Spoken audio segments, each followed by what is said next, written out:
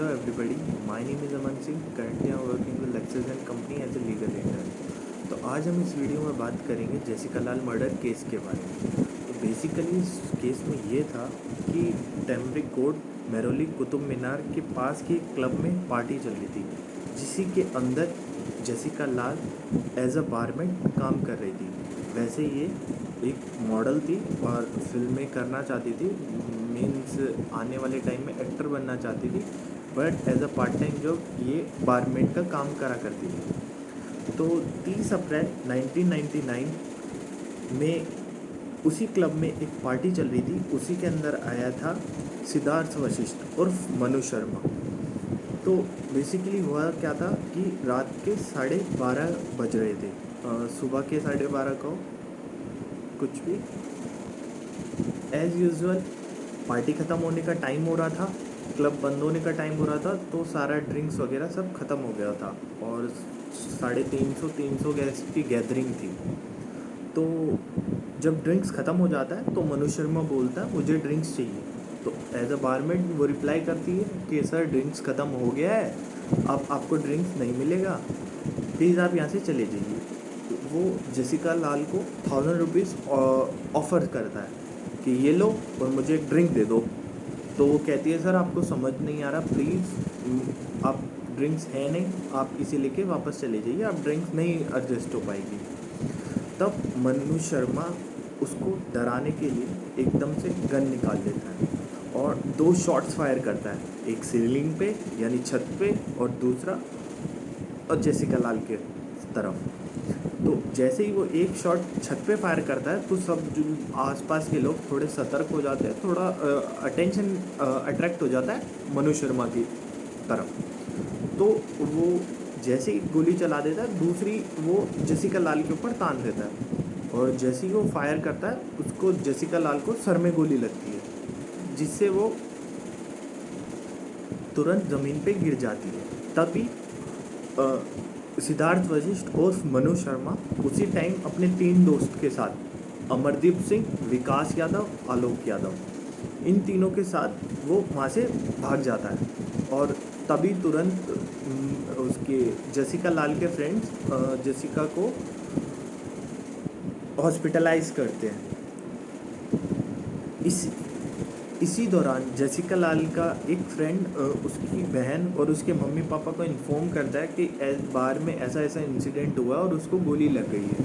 उनके घर वाले और उसकी बहन सबरीना लाल काफ़ी शॉक हो जाते हैं और वो भागे भागे हॉस्पिटल जाते हैं, जहाँ पर जाते ही पता चलता है डॉक्टर उनको डेड घोषित कर देते हैं अराउंड 2 AM सुबह के, मतलब कि 1 मई 1999। तो इसी को देखते हुए सभी काफ़ी गुस्से में आते हैं और सबरीना लाल जो उनकी बहुत क्लोज होती है, क्योंकि दोनों बहनें हैं एज यूजुअली, तो वो कहती है कि दोषियों को छूटने नहीं चाहिए, उनको सज़ा मिलनी चाहिए। तो वो उनके खिलाफ FIR दायर कराती है और ये चारों सिद्धार्थ वशिष्ठ और मनु शर्मा, अमरदीप सिंह, आलोक यादव, विकास यादव, ये तीनों अरेस्ट भी हो जाते हैं 6 मई 1999, एक हफ्ते बाद। और चार्जशीट जो होती है वो अगस्त में फाइल होती है इस केस की। यहाँ पर देखना यह है कि जो विकास यादव था मनु शर्मा का दोस्त, वो भी काफ़ी एक पॉलिटिशियंस की फैमिली से बिलोंग करता था और मनीष शर्मा तो खुद भी एक MP का बेटा था। उसके जो पापा थे मनु शर्मा के, वो कांग्रेस के काफ़ी अच्छे इन्फ्लुएंसर थे और मेंबर ऑफ पार्लियामेंट भी थे। तो हालांकि बात तो सही है, सारे फ्रेंड सर्कल काफ़ी अच्छा था और काफ़ी अच्छी फैमिली से बिलोंग करते थे, इसीलिए केस काफ़ी हाई प्रोफाइल रहा और उस टाइम की काफ़ी सुर्खियों में भी रहा था। तब जब इस केस में पुलिस ने थोड़ी जांच पड़ताल आगे करी और उस जाहिर सी बात है उस पार्टी में जो आई विटनेसेस थे उनसे ही पूछा जाएगा, तो 300 प्लस आई विटनेसेस थे, उन सबसे पूछा तो 300 के 300 ने सब ने एक ही बयान दिया कि हम 12 बजे वहाँ से निकल गए थे, जबकि सब ऑलरेडी वहाँ मौजूद थे। काफ़ी पुरानी बात है, CCTV कैमरा हुआ नहीं करते थे और जो एक आधे होते थे वो गेट पे होते थे, वो भी खराब। तो सब ने यही बोला कि 12 बजे मैं वहाँ से निकल गया था, 10:30 बजे निकल गया था, 11 बजे निकल गया था, क्योंकि भाई पॉलिटिशियंस का लड़का है, कौन क्यों किसी के बीच में आए। तो इस वजह से सारे अपने बयान से मुकर जाते हैं, कोई बयान ही नहीं देता एक्चुअली। जो 5-6 लोग राज़ी भी होते हैं बयान देने के लिए, उनको भी आगे चल के जब तक हियरिंग स्टार्ट होने वाली थी कोर्ट का, तब तक उन्हें भी तोड़ दिया जाता है, किन्हीं को डरा धमका के, किन्हीं को पैसे दे के, सबको 6-7 के 7 विटनेसेस को तोड़ दिया जाता है। इसी वजह से उनको जेल से रिहा कर दिया जाता है कि आपकी कोई गलती नहीं है, और ये केस तुरंत बंद हो जाता है। जब ये उस टाइम का एक बहुत ही फेमस मैगज़ीन था, तहलका मैगज़ीन। ये जो स्टिंग ऑपरेशन है, यही तहलका मैगज़ीन ने स्टार्ट करे थे, कैमरा छुपाने वाला और एंड ऑल। तो जो तहलका मैगज़ीन थी, ये सभी करप्ट लोगों को दिखाना चाहती थी कि ऐसे करप्ट लोग हमारे देश में। तो इन्होंने ही जेसिका लाल के केस को देखा, उसको समझा, उससे थोड़ी अपनी सहानुभूति दिखाई, और उसको उन्होंने स्टिंग ऑपरेशन करा। कैसे कैसे वो उनका था, आप इनको देख सकते हैं यूट्यूब पे, काफ़ी वीडियोज़ हैं इनके स्टिंग्स की।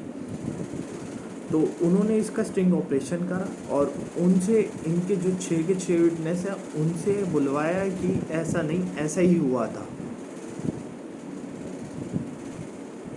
जेसिका लाल को मनु शर्मा ने ही गोली मारी थी, ऐसा तहलका मैगज़ीन ने ऑन कैमरा दिखाया। और ये सब काफ़ी टीवी पे भी चला था, एनडीटीवी पे भी काफ़ी चला था, ये डेली सुबह शाम ये वीडियोस दिखाई जा रही थी। यही देखते हुए केस को रीओपन होना पड़ा, और काफ़ी जाहिर सी बात है, ओपन एंड शट केस था, इसके आई विटनेसेस भी थे। अब तो उन्होंने ऑन कैमरा बोल दिया, अब वो मुकर सकते नहीं बात से, तो उनको कोर्ट में जाके भी सेम गवाही देनी पड़ी। और इसी की वजह से 20 दिसंबर 2006, यानी कि 6 साल बाद, 7 साल बाद, मनु शर्मा और उसके दोस्तों को सज़ा मिली।